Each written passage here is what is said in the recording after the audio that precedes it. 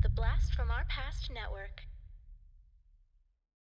Hey everybody, Corey here. And it's me, Zach. We wanted to tell you about our new show called The Coscarelli Factor. You can find it on our Patreon at patreon.com/podcastingafterdark. The Coscarelli Factor covers every single film that Don Coscarelli has directed. And some other little bonus features in there too, like maybe the music videos he directed as well. That's right. You can find all the episodes under the Auteur de Force tier on our Patreon page. Like Zach said, that's patreon.com/podcastingafterdark. And if you sign up today, you will get access to the complete Carpenter Factor series, where Zach and I went through every single movie that John Carpenter directed, from Dark Star all the way to, well, all the way till the end. So sign up today to our Patreon page and you can unlock all kinds of other things as well, like ad-free episodes and our monthly wrap-up after dark show. Patreon helps keep the lights on in the podcasting after dark world. It gets pretty dark out there at night, and all your support keeps us from getting too scared. And thank you to everyone who's signed up to our Patreon page. We really appreciate it. And as always, we'll catch you on the dark side. Supernatural, Halloween, exploitation, slashers, and everything in between. Welcome to the Podcasting After Dark Watchlist, the show where a guest chooses a topic and the hosts, along with the guest, discuss their top favorites. Light a candle, hide your Ouija board, and enjoy the Podcasting After Dark Watchlist.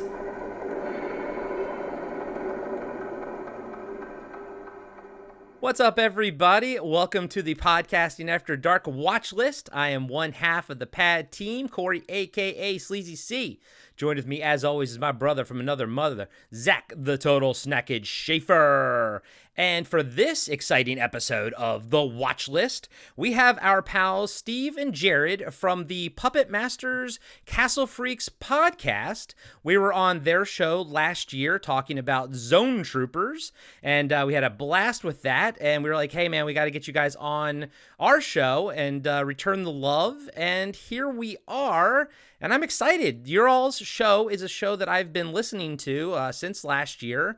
And it's one of, honestly, it's the best show about everything Full Moon and Empire Records, you know, Charles Band. Well, that's Empire good because Records. it might be the only one. So yeah, I'm glad it's the best one. The best one we have about Rex Manning Day. Yes. Yes, exactly. Yeah, exactly. And I apologize for calling them Empire Records. I don't know why that movie just okay. my brain. I do it at least once a week. Yeah. I accidentally called Gem and the Holograms Gem and the Alcoholics today. So there you go. That's the VH1 True Hollywood Story or whatever. I mean, like, what happened? let's be honest. Those ones are truly, truly, truly, truly outrageous. Yeah, get extra truly in there. So before we jump into the movies that you guys are saying are your favorites from Empire Pictures and Full Moon, give us a little background on your show and maybe just elevator pitch and sort of how it was incepted and everything like that. Well, first of all, thank you so much for having us, because I feel like we never get an opportunity to talk about Full Moon movies. So it's really nice to kind of get back into. No, I'm kidding. But thank you very much for having us. We are excited to be here.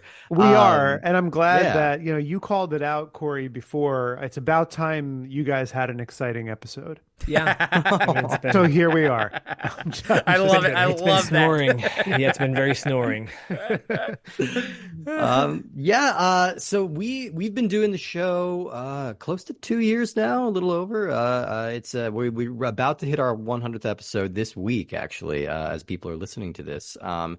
And I think we originally met doing a podcast called Talking Terrific Television, which is a Sopranos podcast, like an episode by episode breakdown of the entire Sopranos with our friends J.R. Rawls and Vanessa Murray.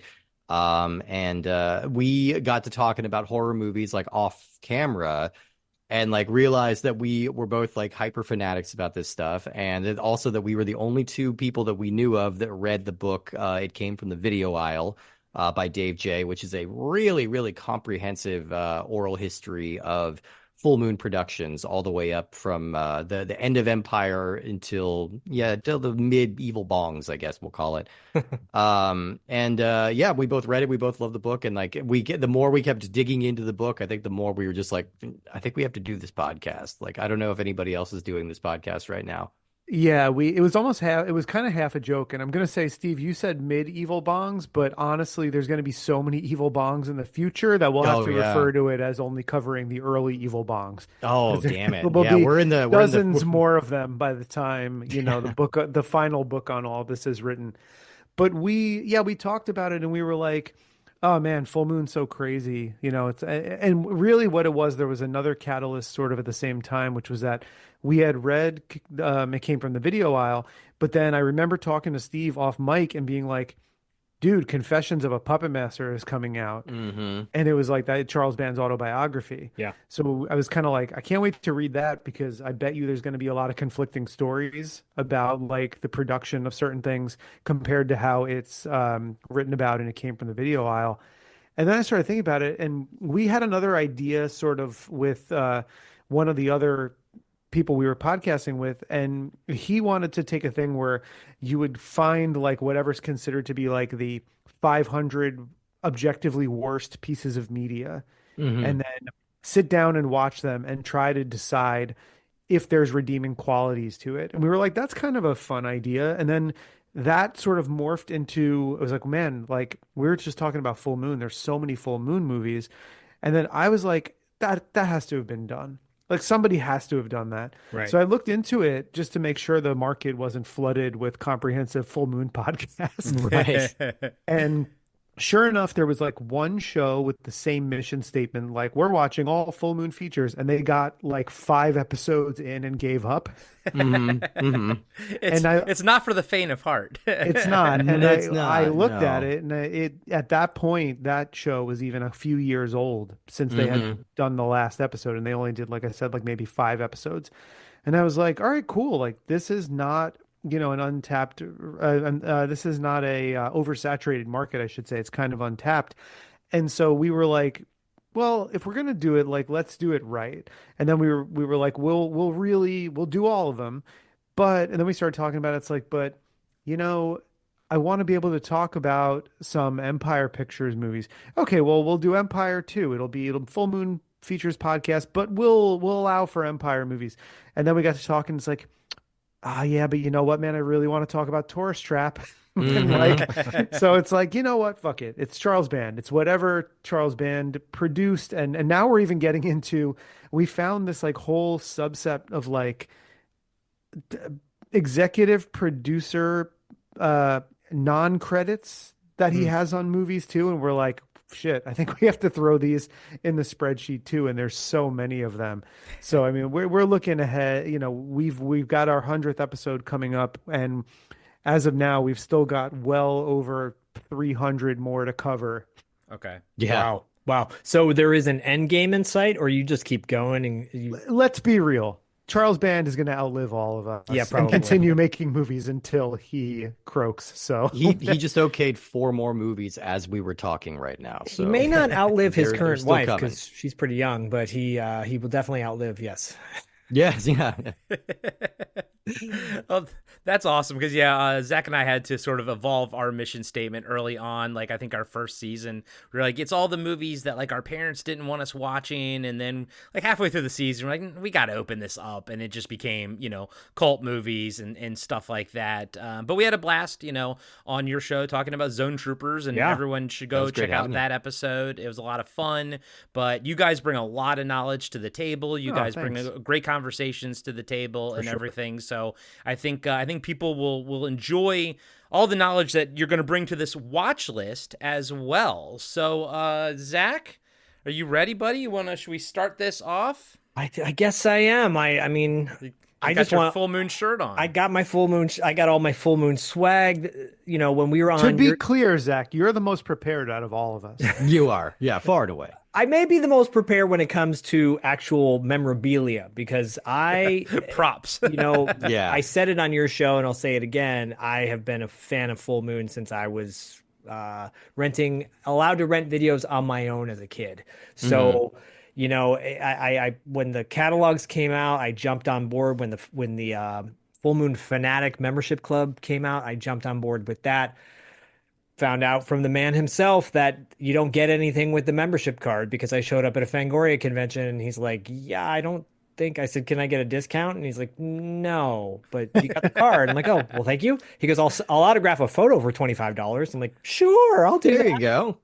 But yeah, and like being on your show, being able to talk about Full Moon movies, Empire films, we've covered quite a few on Podcasting After Dark, broken down transfers and prison and Dr. Mordred. yeah, and Hmm. TerraVision. Did we do TerraVision? We Yeah, did. TerraVision's like our third episode, or like my is in the first gosh. 5. It's Yeah. one of these days when we have to just revisit the first season and stuff. But Way back when. yeah, but way back when.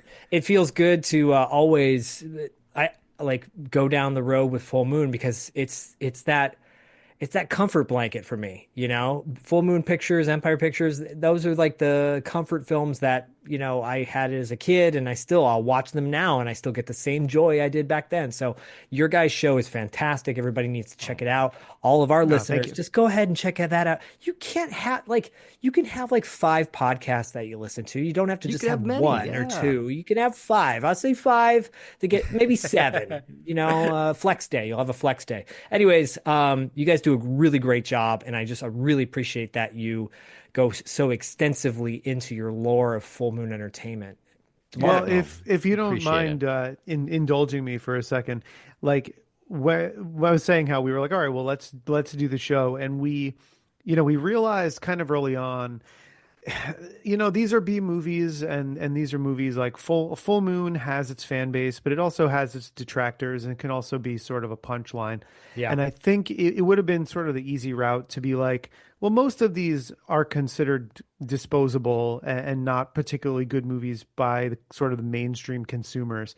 So it would be very easy to approach the show watching them and making fun of them. And the kind of right. that's how they exist in a lot of podcasts out there now, is like a lot of podcasts is like movie podcasts, and they really just kind of drag the movies through the mud. And not that they can't do a good job at what they do, but Steve and I kind of decided from the beginning that wasn't really what we wanted to do. Yeah, Like we'll make jokes about stuff here and there. I mean, if there's something that looks like absolute shit or a terrible line reading, like we're not going to gloss it over per se.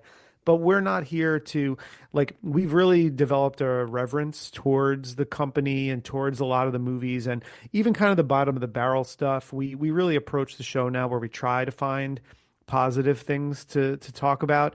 And we also decided early on that, like, we wanted to separate ourselves from any other potential. I mean, not like I said, there's not a ton of Full Moon podcasts, but our friend of the show, Ted Gagan, who was on, a New York filmmaker who was on our Slave Girls from Beyond Infinity episode. Hmm. I was talking to him right when Steve and I started the show, and he was like, he was having a really kind of frank conversation, and he was like, what you really need to do if you really want to take this seriously is like, don't just spend a lot of time letting the show grow, being like you and your host, maybe having friends on. He's like, if you want to get guests, like go after those people because you can Yeah. get those Full Moon people. Yeah. So he was like, get experts, get names within the B movie community. Just don't be afraid to ask people to come on the show and cast a big net for people. Right. And it was like, I think we both thought we would start the show, and for the first while it would be a really tiny minuscule audience, and us like telling our friends like, hey, give this a listen if you don't mind. But it was like within a couple of months we were doing interviews with Ted Nicolau. We were doing interviews with Denise Duff and Kevin Spiritus and those people, and Yeah. Jeffrey Byron doing a whole like 90-minute episode with us about the Dungeon Master. Like, and Yeah, that it was cool. just, I'm so thankful that we sort of took it. We didn't start it out and then eventually go, oh, like let's get serious. We kind of started serious, and I think that was for the best because it enabled us to get going really fast to where we did like maybe 6 or 7 episodes early on that were mostly just me and Steve, and then there's a stretch of like 90 plus episodes that are guests every week Yeah. because And I think everyone was that's- saying yes, and I was shocked. It was And I think great. that's what I really gravitated to your all show to begin with, because that's sort of Zach and I's mentality too. Is we don't try to do the mystery science theater 3000 thing. Yeah. I think snark and like sniping some of these movies. That's easy. Finding the love, finding the good stuff to like really elevate these movies and really tell people like these movies are like there's some good stuff in them. I think that's the hard thing to do. And still, we try to be funny when we do it. And if something's funny in the movie, we can call it out. But we're not shitting on these movies for like 2 hours long and everything like that.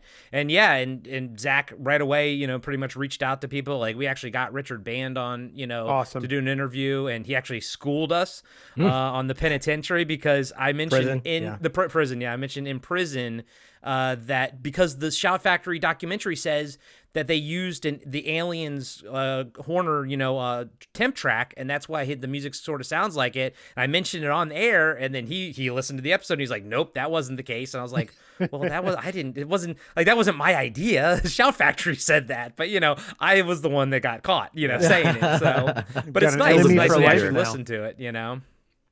No, Richard is great. And he also, I think you hit the nail on the head, Jared. If you come into this with a sincerity and positivity, and you want to have guests on your show, you're going to get them. If you go in with snark and comedy, you're going to fill the shows with your friends. And, that's all good. Like, Yeah. if that's what you want to do, it's what you want to do. But Yeah. if you really want to go into this and talk to the people who make these things, and they are all artists, to a lesser degree, depending on who you talk to. But they all have a hand in creating something, either whether it's magical to some and it's not to others. So I love that it's magical to you guys overall. And yeah, I'm down to discuss your watch list topic movies for tonight. do it. As Yeah. you do, I may be sprinkling in some memorabilia for some of the movies because I think I have something for almost every pick or most of your picks. Well, Okay. we have 12 movies to go through. Now, normally we would do them like one at a time, just go around and talk about them. But since I want to be aware of Jared's, he's on the East Coast, and we don't want to keep him up till like 1 in the morning.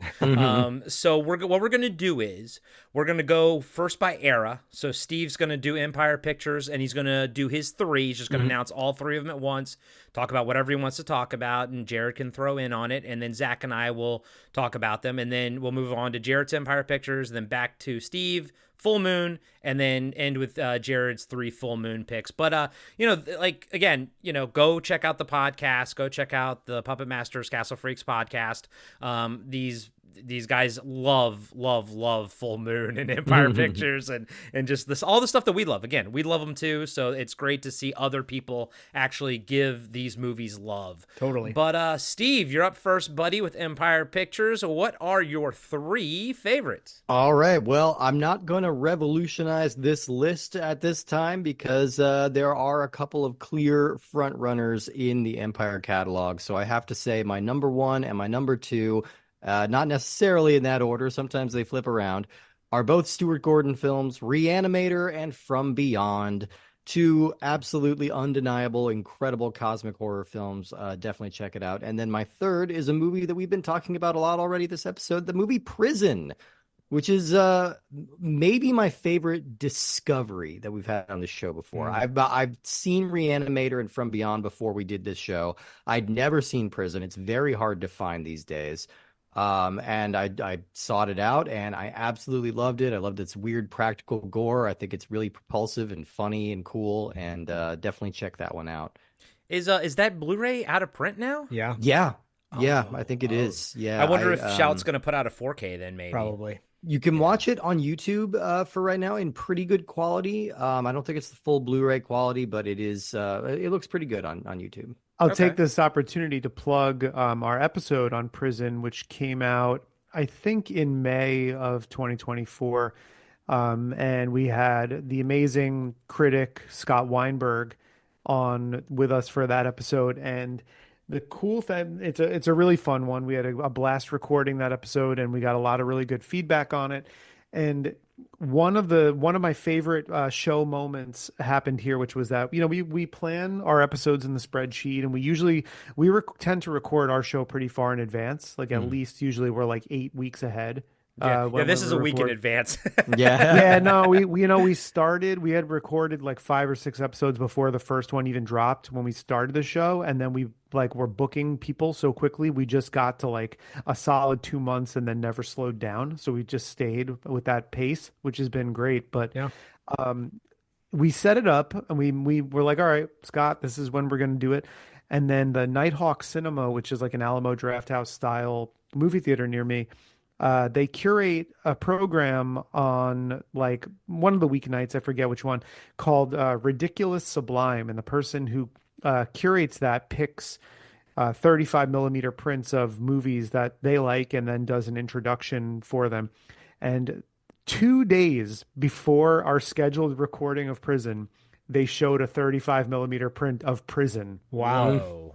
And I went and I got to watch it on the big screen Awesome. before our recording, and it fucking ruled. Still so Oh. jealous of that. Yeah. Oh, that's awesome. I gotta say, that is probably one of the coolest movies to see in a theater that very few have seen in a theater. We Yeah. have, the Arrow here does a 12-hour horror-thon every Halloween, and they show mainstream and very obscure horror films throughout the night. And I don't think they've shown Prison yet. Okay. That would be that's a bucket list movie to see on the big screen. And you because, could tell wow. a lot of the people went because it's just a lot of people support these curated programs. So sometimes a big portion of the people who go aren't familiar with the movie. They just Yeah. go week Yeah. to week. And you could tell it was a good crowd. It wasn't sold out, but maybe like 65, 70% capacity. And it played really well. Wow, Oh yeah, that's cool. Oh, that's good. That's always good to hear. Sometimes the older movies like that, you're never No, quite great sure how it's reaction. going to hit. Great What the reaction. reaction is. I'll share a quick story that Corey and I interviewed Chelsea Fields for we do a crossover with $2 late fee and podcasting after dark, and we did a crossover for Harley Davidson and the Marlboro Man, and Yeah. Chelsea Field was in that, married to Scott Bakula. She played Tila in the Masters of the Universe movie, but she's also one of the lead actors in Prison, and we talked about Prison with her. She told a funny Viggo Mortensen story about how Viggo, when he first came to Hollywood, he and Rennie Harlan and Chelsea went out to dinner, and he shows up to dinner barefoot, wearing what looked like pajamas, or would maybe be considered hobo chic, I think, at this point. But this was like we're talking 1988, I think, maybe, or Yeah, 89. around there. And yeah, Rennie was a little disappointed, I think, by the way he was dressed. But Vigo was like, "What's the big deal? It's L.A. Everyone can do this here." But it Yeah. was yeah. very funny. But she was very fond of that film and had a really good time making it. Yeah, Oh, it's a that's cool amazing movie. to hear. No, it's such really a great cool. film. Yeah, it's just got some great gore and it's got some great, just a great cast. Yeah, if you want to see maybe the youngest Viggo Mortensen you're going to see in America, this is him. And he's already kind of got that star quality. He's already like a really compelling actor, even at a very young age. So that was kind of my favorite discovery. Yeah, like I said, From Beyond and Reanimator, you can I almost at this point kind of think of them in the same breath, the same way you think of like Lord of the Rings. It's like Lord of the Rings is not just like the first movie, it's the whole trilogy. You got to do it every time. And I feel like From Beyond and Reanimator complement each other so well. They've got this kind of the same cast kind of going through, so it kind of feels like a repertory thing, where they're just like mixing up the shows every night and like bringing in the same cast, but they're exploring such dark and weird stuff. Stuart Gordon was just this avant-garde theater director who brought some real interesting ideas to horror cinema. And like even when he was working towards the end of his career on like a micro budget, he was always finding interesting things to do. Yeah. And I think Reanimator is kind of the most perfect synthesis of anything that he's ever done. Yeah, we on our Patreon we have a tier called the Auteur de Force tier. And we covered all of John Carpenter's films for like it took us like two years and like a couple months. Okay. And we're wrapping up Don Coscarelli right now. We just recorded his two music videos. We did an episode on the two music videos that he did, one for Dio and then one for Bill Thornbury's band. And we let our patrons vote on the next tour that we're going to do. And we have 3 for the next go. And Stuart Gordon is one of those 3. Now, if he doesn't win the vote, we'll still probably get to him one of these days because Zach and I both love, pretty much everything, he puts out. And as far as these 3 movies go, we covered From Beyond. We, everyone knows our thoughts on that one. We love that one. We covered Prison. And then why we haven't covered Reanimator is because Zach and I both own it, and it's always been our number 1 backup movie. If something goes wrong, if we can't get a hold of a movie for somebody, whatever, because a lot of our movies that we cover now are Patreon picks. But we always have Reanimators, always our backup, and for 6 years it's just been our backup. Yeah. I mean, it's old reliable. I mean, it's great, but I mean, you can absolutely just like break this out and watch it at any time. Like it is so effortlessly fun. I mean, I've been kind of like soft pitching that on our show. We've actually covered every Stuart Gordon movie that kind of falls within our purview. So everything he did for Empire and Full Moon all the way up to Castle Freak, so we're done technically with Stuart Gordon, but I keep kind of soft pitching that we should just do the rest of them, like even though they have nothing to do with our show, just because it would be fun to do episodes about Fortress and King of the Ants and even the Wonderful Ice Cream Suit, or these weird obscure family movies that he made, Honey, I Shrunk the Kids. Like I'd love to throw some of that in there. Yeah, do it. I mean, we're throwing we're going to cover Ravager, even though Don Coscarelli didn't direct it, but we're going to throw it into it just because it's like, let's button up the conversation. On Phantasm and everything. Zach, I cut you off. Sorry. No, I was going to say, if we have a friend, David Irons, he's a horror writer, and he wants us to cover Wes Craven on our show for Tour de Force. And I said, I don't want to do Music from the Heart. No, I just don't want to have to discuss that movie. However, that being said, it's not that bad. There is, bad, Jared, you mentioned Nighthawk here where you live, and we have one, a curated like horror film series here in LA, Culver City, called Hellraiser's Film Club. And they show a lot of great horror films. And they just showed 35 millimeter print of Reanimator about a week or so ago. And Barbara Crampton came to that screening and did a Q&A with the audience. And I don't want to plug or tease or whatever. You guys might have something to share in a minute, but Barbara Crampton is... I will share one funny story. Never heard of her. Yeah. So so there's a guy here in LA. He's since passed, but his name's Eric Caden, and he owned a bookstore, poster place called Hollywood Book and Poster Company. I believe And they would do Grindhouse nights at the New Beverly Cinema, and he would do these giveaways and all sorts of fun contests when he was there. The actual Dolomite Rudy Ray Moore came there and did in a wheelchair and did a whole comedy bit. It was amazing.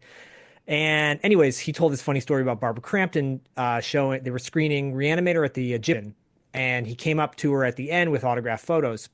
I believe it was the Egyptian. It might have been at a Fangoria convention. Anyways, came up to her with autographed photos, and one of them was the infamous scene where she's, in all her glory. And she's like, "Oh, I'm not signing that." And he's like, "Oh, okay. Well, how about these?" And he's giving her other ones to sign. And she's signing them gracefully. This is way before we were charging for autographs. And he slowly slips the other one kind of underneath a photo. So she doesn't know it, but she actually signs the photo without becoming aware. And then she goes, "Wait a minute, let me see that one." And he just hightails it out of there. And this is a guy that weighs like 300 pounds. And he's booking out of this theater. And she's screaming at him, "Get that guy! Get that guy!" And he made it out. And he still had the photo. I'm not saying you should ever bring that up to her if you happen to interview her. But I'm sure it's not the first time that's happened to her.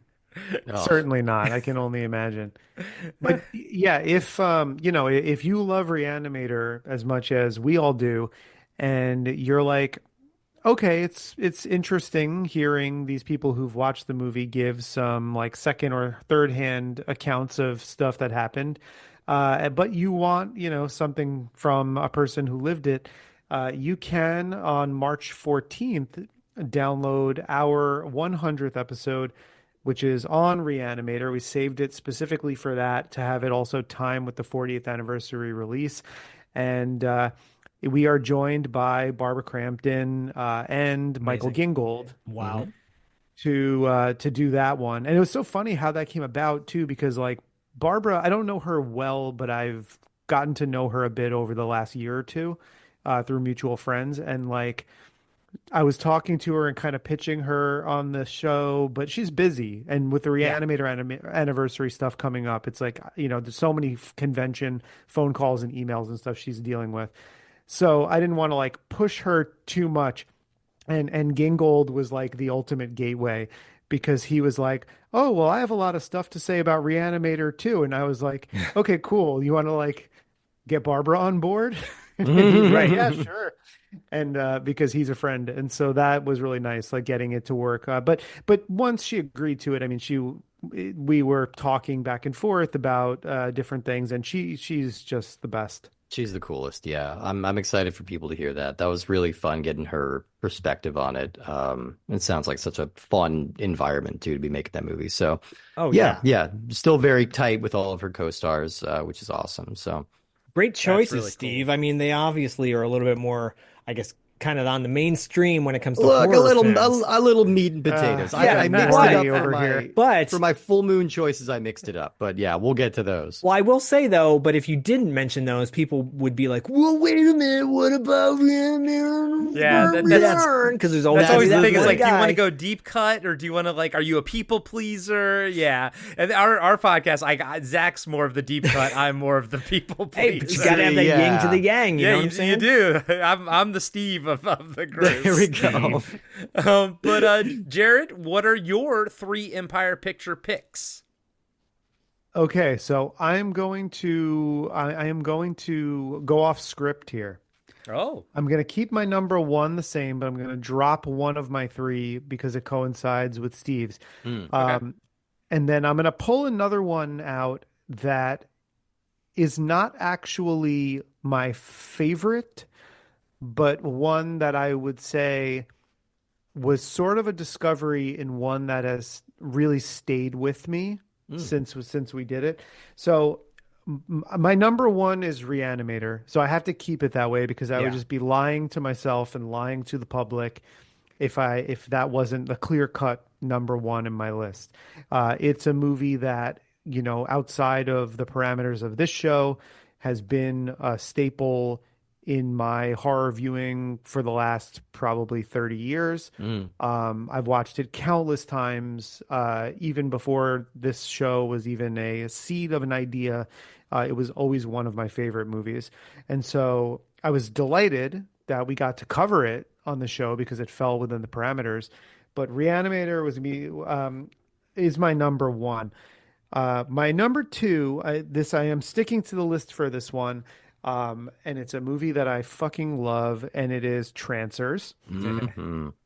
Zach, you love that movie, buddy. I So mean, do I. Classic you're not going to Christmas get movie. any. I'm going to let you keep going, Jared. But yeah, you're not going to get. You're just Yeah, Jack Death. Yeah, those two. I love that. Yeah, and so Trancers, I love that had to be my number 2. And my number 3 was From Beyond, but I'm going to change it because so we don't spend too much time talking about the same ones.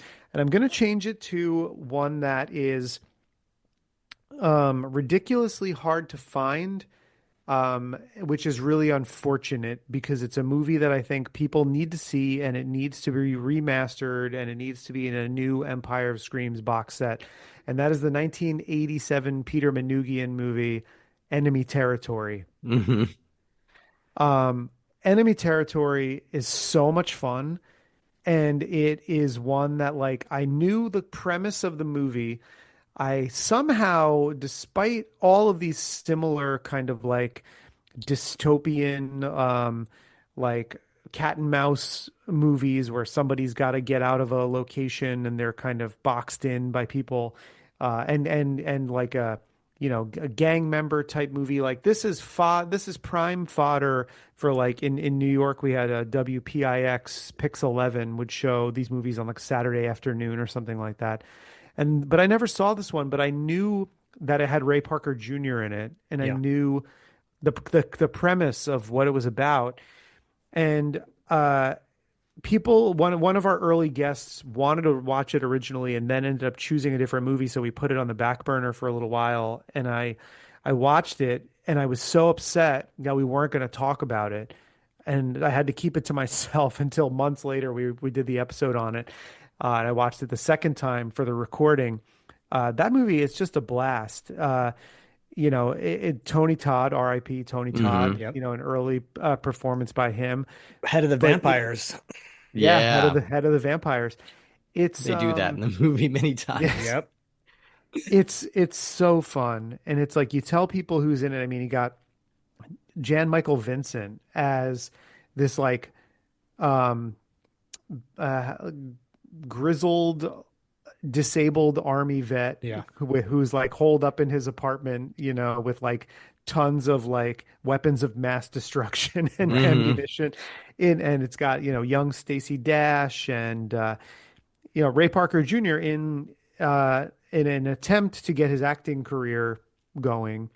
It's just such a It did not work. No. It didn't, but it's such an interesting relic. And I think you describe the parts of this movie to people who've never seen it or never heard about it, and they go, "That can't be a real movie." Right. Like Well, it Zach, certainly weren't we is. talking about that with David? Well, so yeah, we have a over on $2 late fee, my other show, we have a sub show called Tales from the Video Store, and occasionally we will do a tribute to an actor if they've passed away. And we did one on Tony Todd, and we talk about movies from said actor's career during the 80s, and we run down their filmography and anything that jumps out to us that we've seen. And Enemy Territory we have seen, I saw they did there's a store here called Be Kind Rewind, I believe. It's in Burbank, and they screened a VHS copy of it. Because you're right, Jared. There's no really good quality version of this film out there. The one on YouTube is decent at best. But it is a gem of a film, and we did talk about it, Corey. It was the one where David he thought it was Ghetto Blaster, I think. And Ghetto then you were like, Blaster, no, it's Enemy which Territory is another movie worth seeking out, but it's not an Empire film. But Yeah. Enemy Territory is great. I totally agree with you as well, Jared. I mean, Trancers. We could talk all day about Trancers. Corey and we broke it down. I love Trancers. Trancers is one of my all-time favorite movies in general. That was your Christmas pick, I believe, 2 years ago. Yes, because it is a Christmas movie. Yeah, and, it is.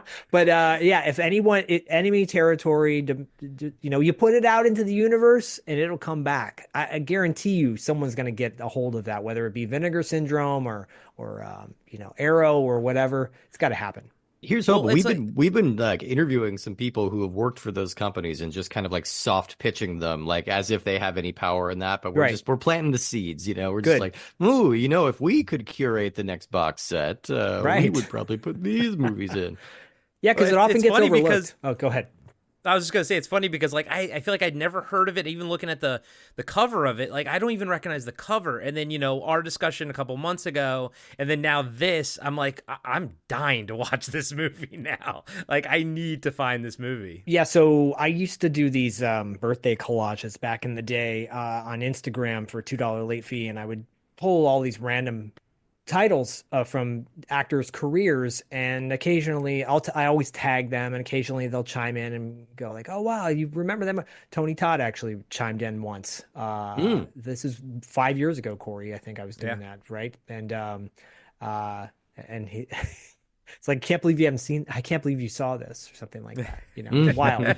Anyways, rest in peace to Tony Todd. And that movie is great. I highly recommend everyone seek that out. And if you don't know what Trancers is, turn this off now and go listen to Smart List, because clearly that's what you'd rather be listening to. Are they doing an episode on Trancers? No, that's What is why. Sean Hayes' take on Trancers? I'm actually curious. I'm actually genuinely curious. I want to on talk to that Jason one. Bateman about It's Your Move, but that's a whole other story. Oh, there you go. Yeah. I'm working with Karen Kay. Oh yeah, yeah. We just covered My Tutor a couple But weeks ago. I want to say I used to do Marvel D&D with my brother and his friends. Marvel D&D was a little bit more open and a little more broader as far as D&D is concerned. And my character's name was Jack Death. and I drew myself to look like Jack Death, and he had phantasm balls that he would fire at people, and he had a double barrel shotgun. I fused him with phantasm and trancers. But I love that he's 5'8", 165 pounds. That's the statistics on this trading card. And I'm 5'8" and 165 pounds, so I appreciate that. And his And habits, you have gray hair just like him. well, yeah, so his habits are keeps his hair slicked back when things get dangerous. It's true. And he knows how to fight Dry dirty. hairs for squids. That's always That's right. Yeah, my That's hair is right. currently dry. Jared's is not. It's looking really good. Jared, influenced by Jack Death because of your slick back hair? I believe so. Oh, are you muted? I was just going to say, you think this is slicked back? This is pushed back. Okay. You can't set us up for that. You cannot set Yeah, us right. up for you that. can't. That's it. We are men. We are white men of a certain age. It will quickly devolve into "I think you should leave" quotes. This literally We're this, not. If you don't this shut it happened down. this happened to me at a friend's birthday party just 2 days ago. A random person in a bar who I'd never met, and I heard him make a "think you should leave" reference, and I responded with one, and then we just went back and forth like that for 30 seconds. Amazing. And then like ships in the night, just gone. I don't know who he was. But he I don't was your know who best this friend for a strange man moment there. was. For a But we connected. It was a real moment. That's awesome. I want to, because like we both did our 3 Empire, and I want to just bring a quick attention to 2 sort of like, I mean, we don't have to spend time on them, but kind of what I consider to be honorable mentions, because as I was thinking about my Empire list, I was like, these ones, just to highlight something for a more obscure one, if people have never seen it, a really interesting 1987 one called The Caller. Yeah. Oh yeah, weird one. Yeah, with It's a two-hander. Malcolm McDowell and Madeline Smith. Yeah, it's Right. just two. Yeah, it's just a two-hander. Really weird, twisty, turny. It doesn't make a whole lot of sense if you really scrutinize the plot, but it's very interesting. And One of the only shows we've covered that could be done as a stage play. Okay, Yeah. cool. Yeah. And then the other, just to kind of highlight a piece of media that Steve and I both got recently, Assault of the Killer Bimbos. Oh yeah. I Fun one. like Assault of the Killer Bimbos a lot. It's really silly and stupid, and it seems like it's going to be really smutty and really exploitative, and it's actually kind of tame and Yeah. kind of sweet, and the precursor to Thelma and Louise. Right? Yeah, Okay. In a lot of ways. it really predates. We dug into that in our episode. It really predates And Thelma and Louise. in I an found the interesting way. soundtrack on vinyl, and so I bought it, and then I was like, there was another copy, and I said I have to buy this for Steve because there's just there's no way he can't not get this also. So we both Amazing. like recently That's great. got Assault of the Killer Bimbos on vinyl. Yeah. And it's the only reason I think is because the Empire logo is nice and prominent on the back of the vinyl. Awesome. And so I was thinking about that. But those ones are fun too. But you know, those my 3, I'm sticking with Reanimator, Trancers, and Enemy Territory. Good picks. Okay. Yeah. Steve, do you have any deep cuts you want to throw in there for Empire before we move on? Transition over to Full Moon Pictures. I'll throw another recommend to Zone Troopers, the Yeah. episode Yeah. that you guys were on. Yeah, which that is was a lot of fun. Love it's that from movie. a lot of the same creative team as Trancers. It has a lot of like scrappy, like boys' life adventure kind of energy. It's just like 4 World War II commandos who meet an alien. It feels like you are a kid playing with action figures, but your action figures are just grizzled old Tim Thomerson. So that's great. It's a never lot of go fun. wrong. Yeah, I would say check out Zone Troopers. A lot of fun. Yeah. And go check out the episode that we were on talking about Zone Troopers. It was a lot Absolutely. of fun too. As And much just- fun and- as the movie. And just so my fiance doesn't kill me, her favorite movie of all time, and that's no joke, is Cannibal Women in the Avocado Jungle of Death. Wow. Which is a movie I would enjoy a lot if it didn't have Bill Maher in it, and if I didn't have to look at and listen to Bill Maher for 90 minutes. If it literally, it was one of those things like the casting just absolutely killed it for me. But you also get Shannon Tweed and you get Adrienne Barbeau and a pretty witty script from the man who would go on to write Pretty Woman 2 years after that. So like. It's pretty good. Like, just your mileage may vary with how much Bill Maher you Your can Mar take in your life. mileage is we don't know how much you'll get out of that, but Yeah, your if you take him- mileage may vary. Yeah, Thank you. there you go. I think that's a pretty fun one, and I wish someone else had been cast, but they aren't. I can deal with it. And if you go back to our feed, also obviously Steve's fiance Alicia is on that episode with us, Mhm. and the episode that we did on Assault of the Killer Bimbos, we had the really fun uh, British horror blogger, critic, writer Becky Dark on the show with Mm. us, and Oh, I love she, Becky. she just her just being turned on to me saying to her, Becky, there's a movie called Assault of the Killer Bimbos. How do you feel about that one? And she was like, I feel great about it. And she had never seen it or heard of it before. And so Yeah. it's a lot of fun her reacting to this being the movie that was chosen for her. That's awesome. All right, Steve, let's do your 3 favorite full moon pictures. All right. For full moon, I decided to go with a couple of deeper cuts. Again, most of these movies were discoveries for me because I have not seen a lot of the full moon back catalog until now. But these are the 3 that I had just the most fun with. First of all, I'm going to shout out Bad Channels, which is a deeply silly, very fun movie about aliens taking over a radio station, and they keep kidnapping gorgeous women from around town and putting them in very bizarre music videos. It's so much fun. It's very dumb, and I enjoy it a lot. Oh, there it is. You got the card. You got the Bottled card. Babes. Absolutely. Yep. I'm holding up a Yeah, trading Charlie. card that says Bottled Babes on it. Bottle And Babes. I've seen this be. Yeah. Am I muted? No, we can hear Oh, you. no, you're sorry. good. Yeah. I've seen this announced on social media, so I'm not spoiling it. Right. And I know I can say this, especially by the time this episode drops, it'll probably have been shared a bit more. Danny Draven, friend of the show and very active Full Moon director and editor, just worked on cleaning up the 35 of Bad Channels for its Blu-ray release, which it's finally getting in June. I swear to God, we didn't Dawn of the Discs just Yeah, they just announced that? it with Yeah. Crash and Burn. Those two Crash were and Burn. Yep, same that's same right. time. Oh, yeah. Crash and Bird's the other one. Yeah. Yep. So So definitely check that out because the biggest knock I had against that movie is just that the print that existed was so ugly. It was kind of like hard to look at, and this is going to address that. So definitely check that one out. The next one to check out is one that went completely under my radar and surprised the hell out of me. A movie called Blood Dolls. This one's from 1999. I think of it as kind of like a spiritual sequel to Head of the Family. It's got that same kind of like wacky psychosexual energy that's still somehow a very verbose like chamber piece, and it's just it's so deeply weird. And of course there's little tiny terrors crawling around killing everybody, but they're somehow like completely incidental to the plot. Same with the fact that there's a thug walking around wearing clown makeup for no reason. It's so weird. It's so fun. I just had a blast the entire time, and the soundtrack rules because they've got a girl punk band in an electrified cage that they force to rock out all the time. Awesome. Great soundtrack. So Blood Dolls, a lot of fun. Check that one out. And then finally, my weirdest, biggest surprise is a movie from 1994 that nearly killed Full Moon, may arguably have derailed their entire Paramount career.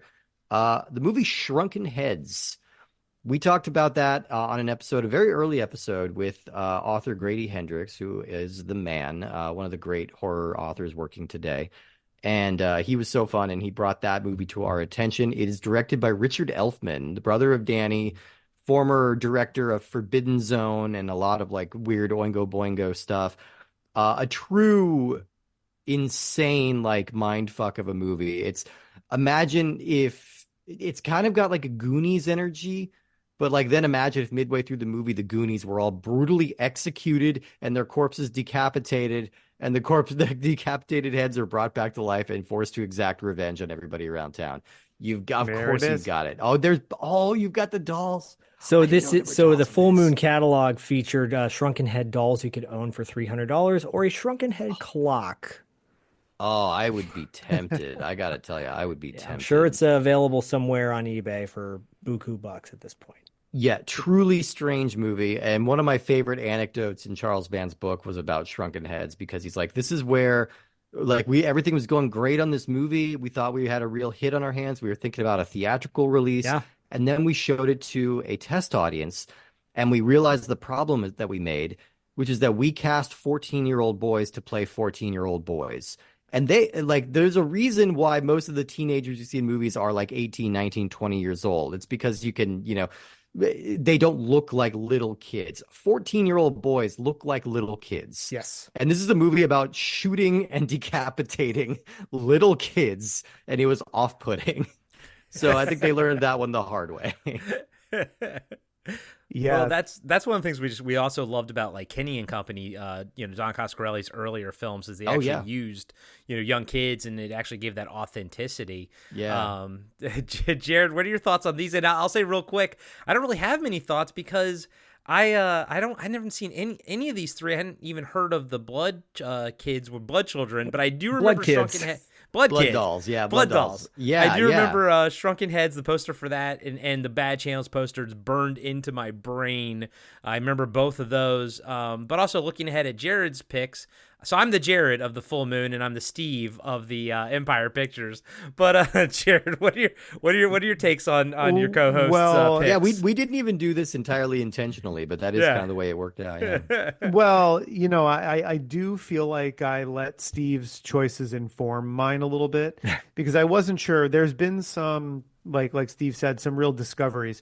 Blood Dolls, full transparency. I went into that episode expecting it to be a slog. I expected, oh man, this is another like another doll movie.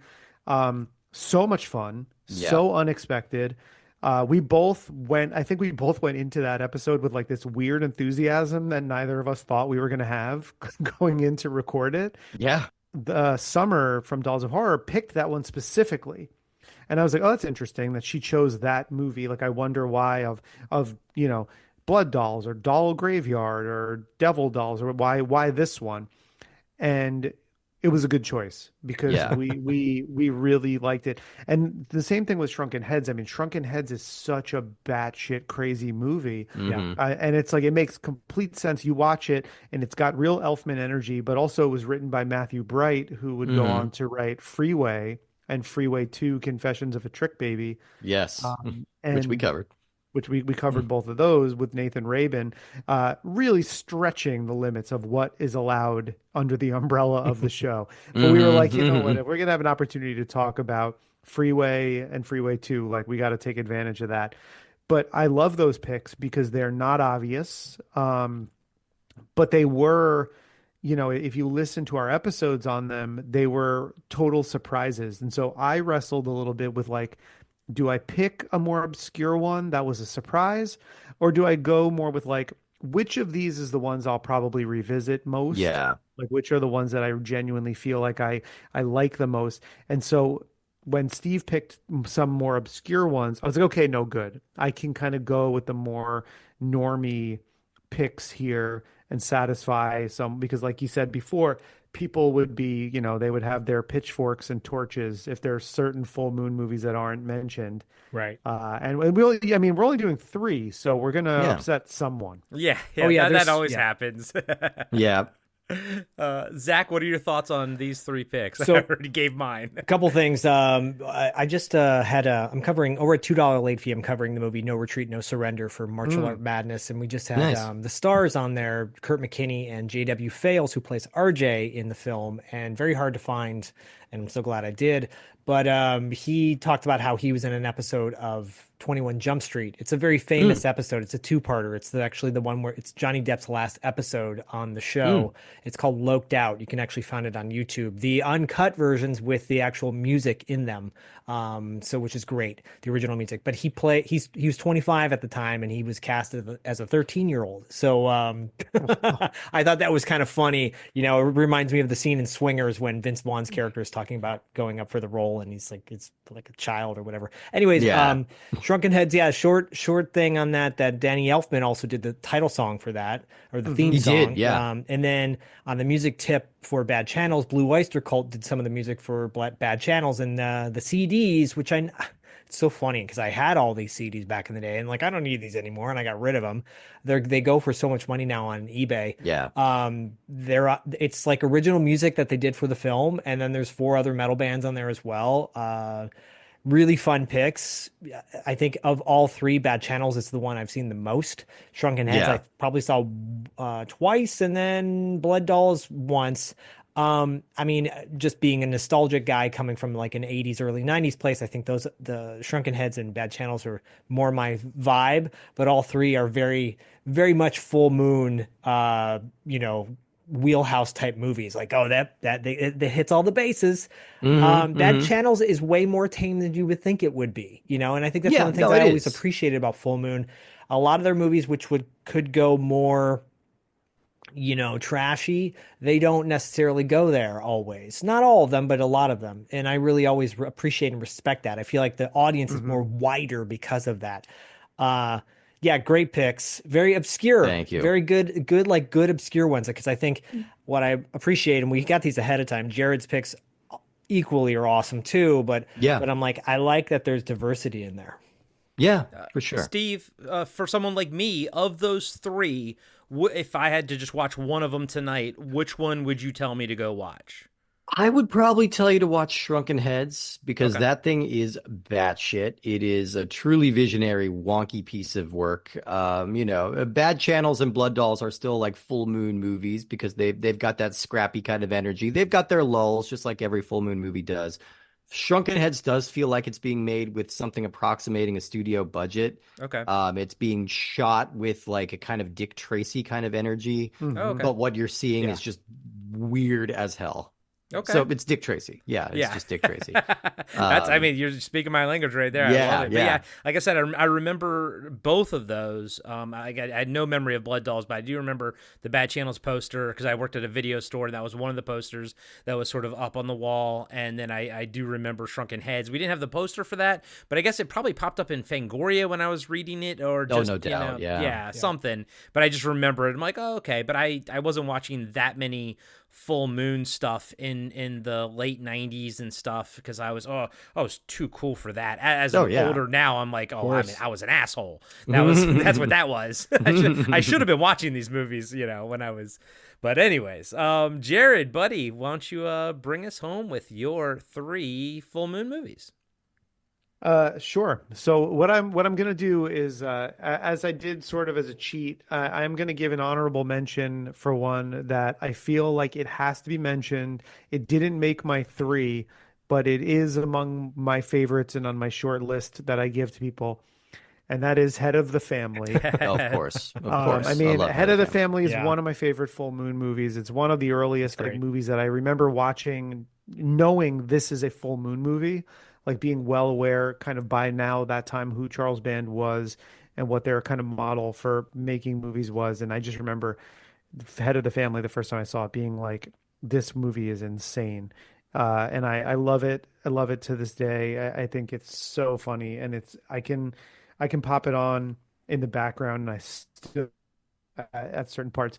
But my actual number three pick is tonally maybe couldn't get any further from Head of the Family, and it's what Mhm. I would actually go so far as to say I think rounds out the Stuart Gordon trilogy, which Mm. is Castle Freak. Yeah, absolutely. Yeah. Um, I think Castle Freak is an amazing movie. Um, in a conversation I had with Barbara Crampton in a bar, not on microphone, she told me that she really loves Castle Freak, but she doesn't like the title. She thinks the title is vulgar, and she feels like that's why people don't like it as much as the other two movies, which is a totally fair opinion to have. I feel like it's fine. Like it describes there's a castle with a freak. It's totally, Yeah. it does its job.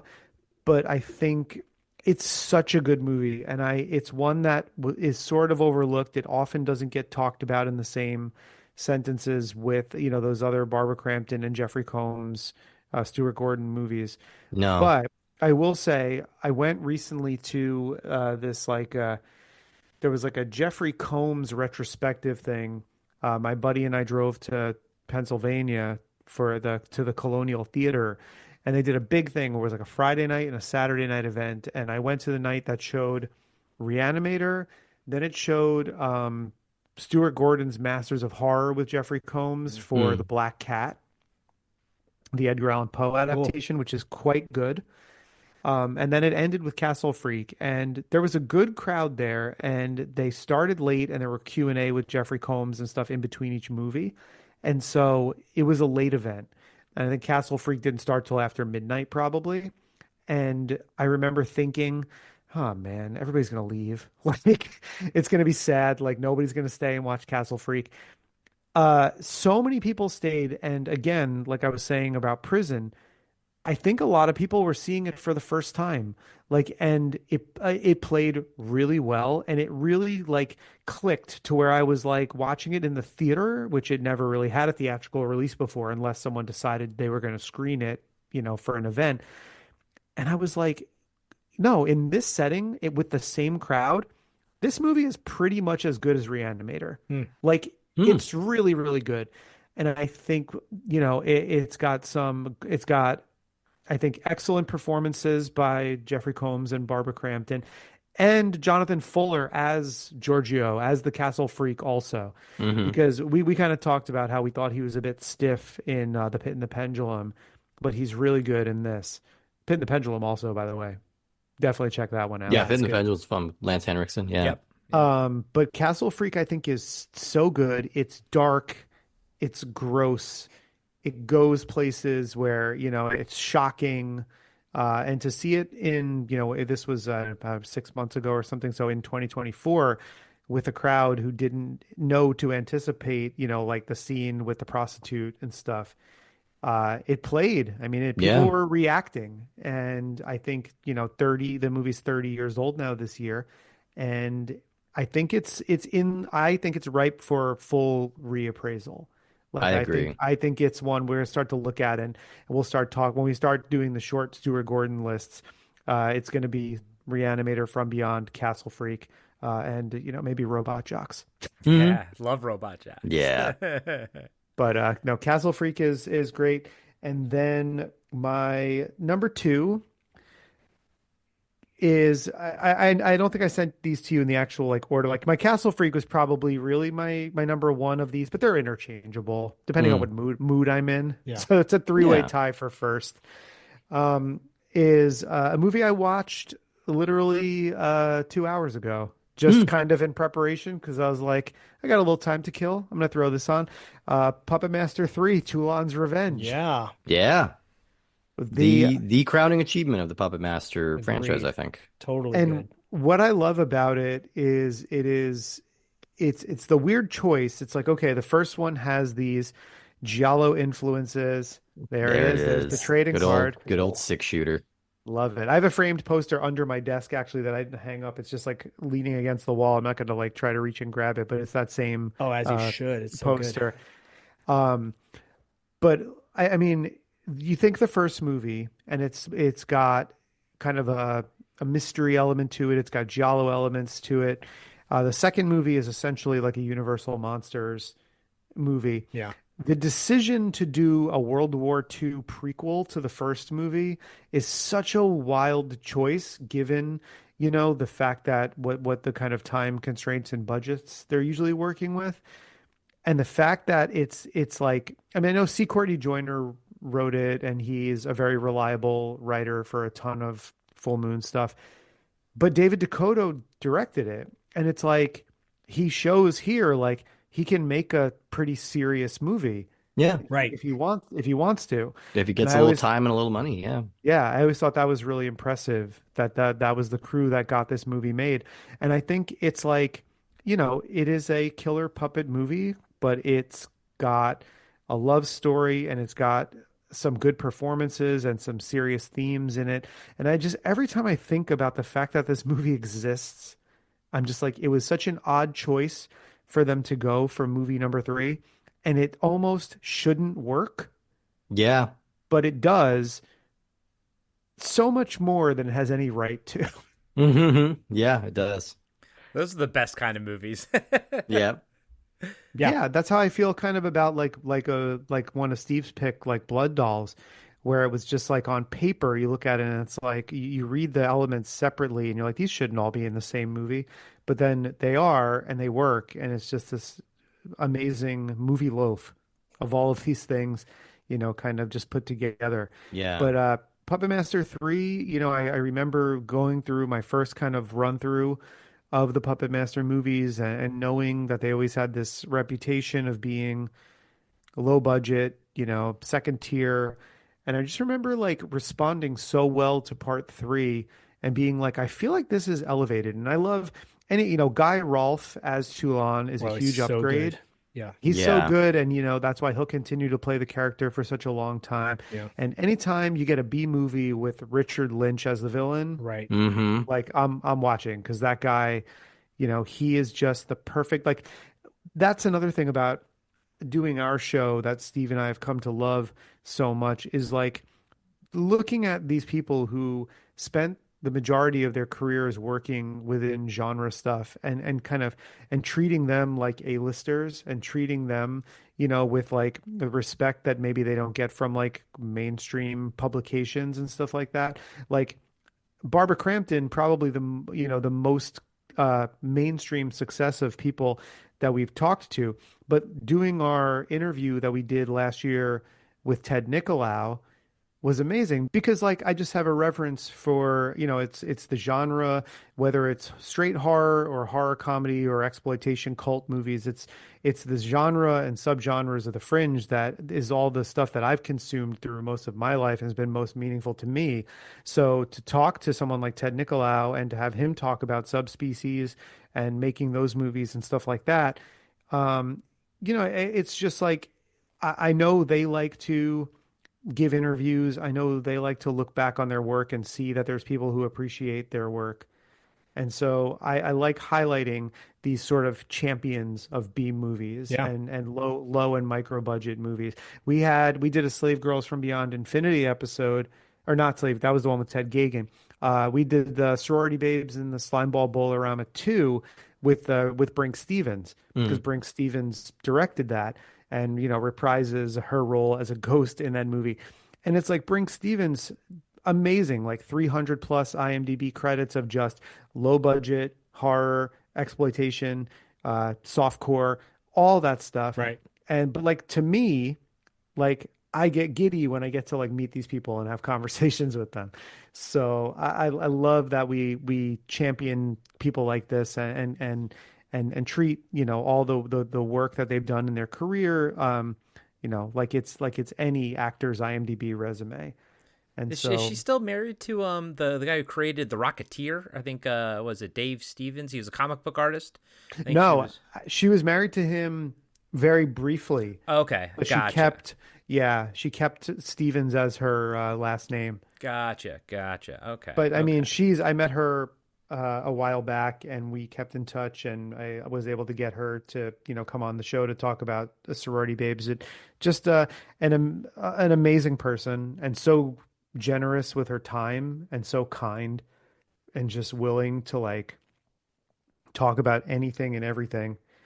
And another one of those people is Denise Duff. And that is I will segue into my third and final full moon pick, which is Bloodstone Subspecies 2. Oh yeah, and you put your lunchbox up, and I've got my I put calendar my picture. lunchbox up. You've got your calendar picture, and you can't really see it too well, but that framed picture behind the bike over there is a Bloodstone Subspecies Awesome. 2. I good. kind of feel like Subspecies 2 is the pinnacle of Full Moon. Yeah, I think it agreed. exists in such a way where it's just outside the parameters of a full moon movie.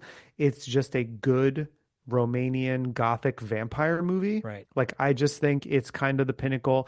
And Steve and I were a little more split on the Subspecies spin-off Vampire Journals, which I really like. Steve liked aspects of it, but wasn't as into the whole movie on a whole as I was. I really like Vampire Journals, and I've gone back to it and watched it a few times since we covered it for the show.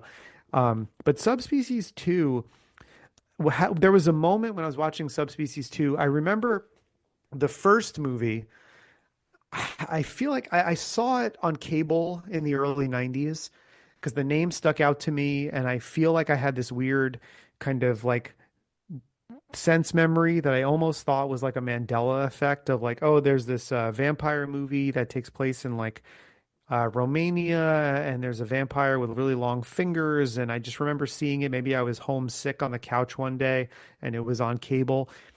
and but I never went back to it or really thought much about it until Subspecies was brought up as one of the franchises we were going to cover on the show. And so I was like, all right, cool. Well, we're going to do them all. And so I watched the first one and I went, there's some good stuff here. Like there's, some nice location shooting. There's some stuff that doesn't work about it, but then reading about the production, it really made sense. When I popped on Subspecies 2, from basically the introduction scene, I was just like, oh no, this is like a movie. Yeah. This Yeah. is this is like, this to me looked almost like no real difference between an A and a B movie. Like and I thought Denise Duff as Michelle in that movie was such an upgrade and brought so much to that character. And I thought she was just so kind of captivating in that movie. I don't think three is as good. I know you really kind of have to view them as one thing because it's a story arc that goes into the next movie. But I think Subspecies 2 works as like a standalone. And I've really felt for a long time like that one particular movie. Like if someone said to me like, what's a full moon movie that a mainstream moviegoer who occasionally is okay with renting a genre movie could watch and enjoy. And I don't even think they need to watch part three because the cliffhanger ending is fine. Yeah. But I think they could watch that. And there's even like a little previously on, there's a little voiceover in the beginning that kind of says the events of the first movie. And it's really all you need. And it works really well as a standalone movie.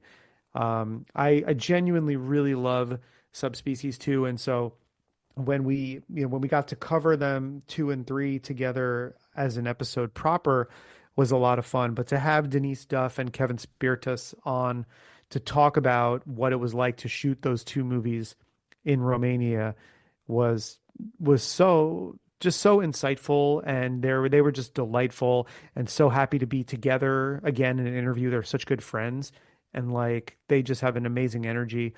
And yeah, I just there's something about that movie where I even feel like, Ted Nicolau, I think, thinks very highly of that one. Yeah, and I think that's kind of a common consensus among Full Moon fans is that it may not be everyone's number one, but it's probably on everyone's like short list. Yeah. Yeah, as I so think. Anyway.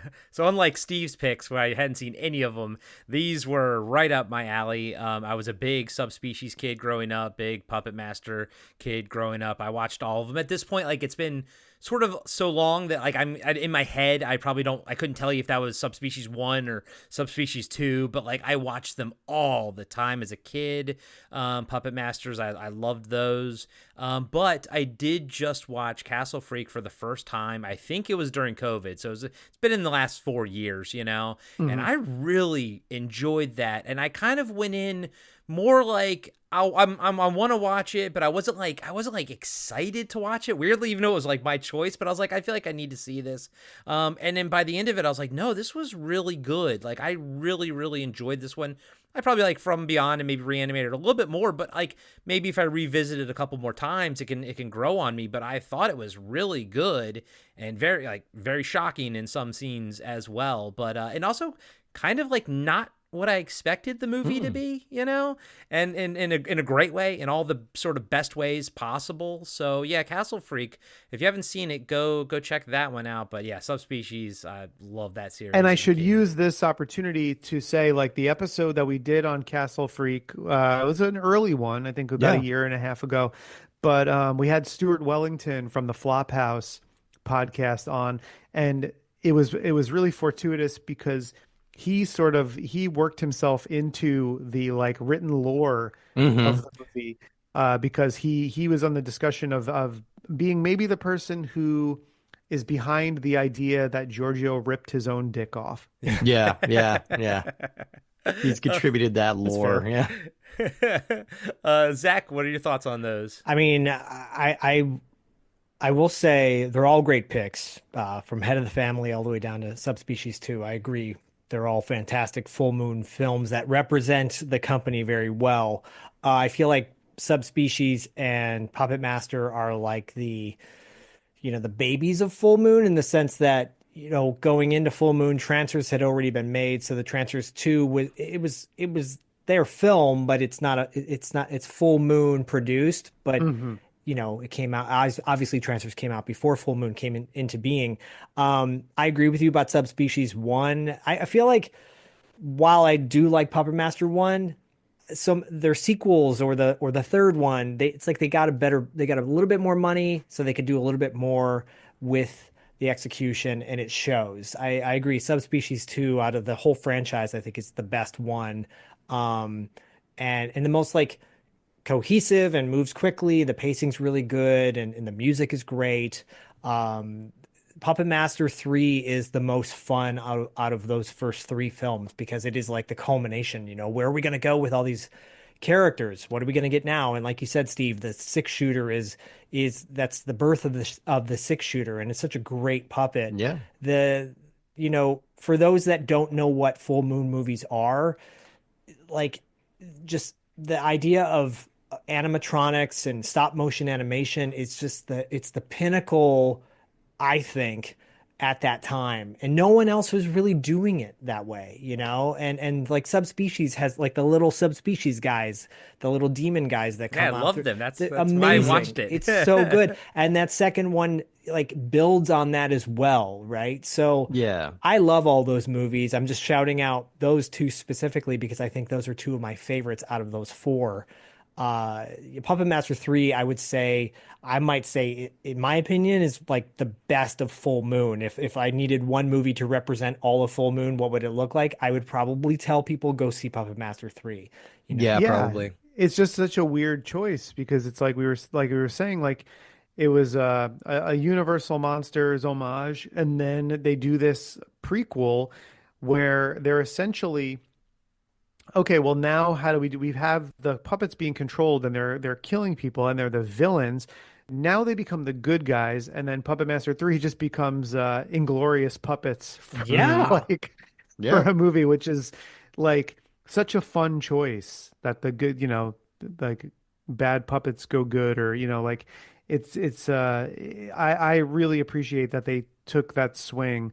And I think there is, I mean, if you get a dialect coach in there, they'll sit there and be like, okay, well, that's not an accurate Right. German accent and stuff like that. And oh, this there's there's a lot of attempts at period detail, and someone can tell you that the model of the person's like pistol that they're using wasn't made until 1942, and this is set in 1941, and yada yada. But like that's not really what this is about. It's like No. they're using, it very much feels like a studio lot production, which is fine. Like totally fine. I don't have any issues with that at all. And it feels like they're doing a lot of this on sets, but it feels appropriate. I'm okay Like with Yeah. there's Yeah. a serial feel to it also. I mean, you Yes. brought up The Rocketeer before, which is a movie that Steve and I both love also. Yeah. Yeah. Yeah. Yeah, no, and it's great. It just functions across all platforms that it needs to. Yeah, and I agree. I think Subspecies 2 is the prestige wing of the Full Moon, catalog. And Castle Freak, I'm going to disagree with Barbara, respectfully. I think it's perfectly named. Yeah. It's a nasty sounding title for a nasty, nasty movie. Yeah. Maybe the gnarliest movie in the entire catalog. Maybe the gnarliest thing that Charles Band has ever been associated with. And it's great. I'm saying this as a compliment. I'm not saying that to dissuade Yeah. anybody from watching it. If anything, that should encourage you. But yeah, Castle Freak is really great. Yeah, solid picks all around. Yeah. And Steve, to give us a real quick deep cut for Full Moon, because we didn't get one from you. Oh, real quick deep cut. I want to shout out a later Full Moon release in case people think that they've just packed it in. There's a movie from 2016 called Trophy Heads, not to be Oh. confused with Shrunken Heads. Trophy Heads is one of the smartest comedies that Full Moon has ever done. It's So this good. parody where he brings back all of his favorite Scream Queens going back to the Empire era. So Michelle Bauer and Brinke Stevens and Cool. and Denise Duff and Jackie Lavelle and all these amazing people, Linnea Linnea Quigley. Quigley, all these amazing women are in this movie, which is very short and very quippy and very funny. Like there's the whole back half is Jackie Lavelle and Denise Duff in basically like this odd couple sort of pairing where they're sniping at each other and like they get to play up their insecurities. They get to make a good satire about how like the industry disposes of women after a certain age. Like That movie is so much funnier and so much savvier than I think people give it credit for. So check out Trophy Heads from Okay. 2016, I believe. Okay. And check out the Puppet Masters and Castle Freaks podcast. Steve Yeah. and Jared, thank you guys so much for coming on the Oh, show of and doing the course. watch list with us. Obviously, I'll put links in the show notes, but anything else you guys want to plug? Any side projects that you want to plug? Jared, you got anything going on you want to give a shout out to? I'll be brief because I don't really have anything. I do have a short film that I produced that's in post right now, but I don't know a release date yet, so I can't make a true plug for it at this point or give any more information about that yet. But I will say just when you're hearing this, you'll be probably only a few days away from our 100th episode with Barbara Crampton and Michael Gingold talking about Reanimator, a whole 90-minute interview. Like it's really she gave us so much, and it was so fun to do. And we were, like I said, we record these things early, and we recorded it. We wanted to be the first, and I think Barbara even says on microphone we're the first people she's talked to about Reanimator for any anniversary stuff because we recorded Nice. it months ago. Cool. We just want that on the record because it comes Yeah. out later. We just Yeah. wanted that out there. Right. Yeah. And so that'll finally, we can finally put that out for everyone to hear. So March 14th, our 100th episode. Awesome. But Steve has some other stuff to plug. So Steve, what else have you got to plug? Yeah, I also host a show called Cinema Arcade. So that's cinema and arcade is one word. That's the show where we are watching movies and then playing the video game adaptations of those movies to see how they compare and contrast. So we've got close to 100 episodes of that show as well. I started these both around the same time. So yeah, check that out. We've got a bunch of amazing episodes out there. Steve, did you see that they are releasing an old school Super Nintendo style Terminator 2 side scroller game? Nice. Oh, I love it. I love it. That'll go. There's already a lot of Terminator 2 games that'll go really well. Yeah, They're it seems also like it's about like to- retelling the story, but like in 16-bit or something. It's just Yeah. remarkable that someone is making that, you know? I love that they're doing that. There's a little indie film that played at Fantastic Fest this year called Frankie Frico. Yep. Yeah, we love Frankie Frico. That's about to get a game adaptation as well, and Awesome. they're making it like an old school 8-bit game adaptation, which I'm really Turbo excited about Kid that one. got one as well, too. I think it did. Yeah. So there's a lot. There's a lot of weird ones that we find out. Like the episode we just recorded was on the Janae and Caro film City of Lost Children. Oh, There's yeah. a PS1 game based on that came out in America, shockingly enough. So Wow. so definitely check that out. And I'll also throw out that I was on Jeopardy a couple months ago. Check me out on Pop Culture Jeopardy on Amazon Prime, episode 11. Yeah, see me and my fiance Ailish and our friend Ashley competing for Colin Jost's affection. Awesome. That's great. That's great. Well, thank you guys again so much. Everybody out there, please go give them a listen. They have a fantastic podcast. Thank you. Thank you so much, Yeah. guys. I'll have all the links to their Instagram, social media, and all the podcatchers and everything in the show notes. So go give them a follow, go give them a like, and if you do listen to them, please go give them 5 stars on Apple or thank you. Spotify We or appreciate it. wherever you Yeah. listen to it. It always helps to boost the algorithm and all that. So thank you so much, Zach. Thank you to you, my friend, for doing what you do, my man. Always my pleasure. Always my pleasure. for bringing the props. There you go. And as always, We'll catch you on the dark side. side. Mwah.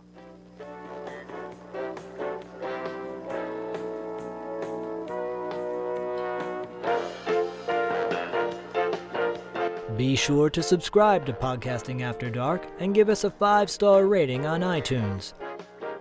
Support Podcasting After Dark on Patreon.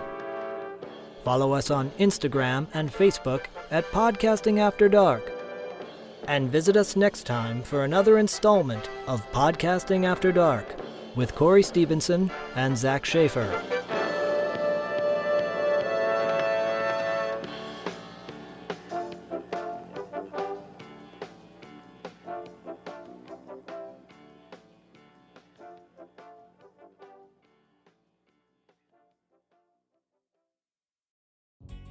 Hey everybody, I'm Tim. And I'm Dean. And we're the hosts of Talking Back. We're a retro-based podcast covering movies, comics, video games, and more. Check us out every Monday where we hit the rewind button and dig into some of our favorite content from the past. We like to keep things fun, lighthearted, and informative. Do you feel like you need more nostalgia in your life? Then check out Talking Back. We're available everywhere podcasts are found.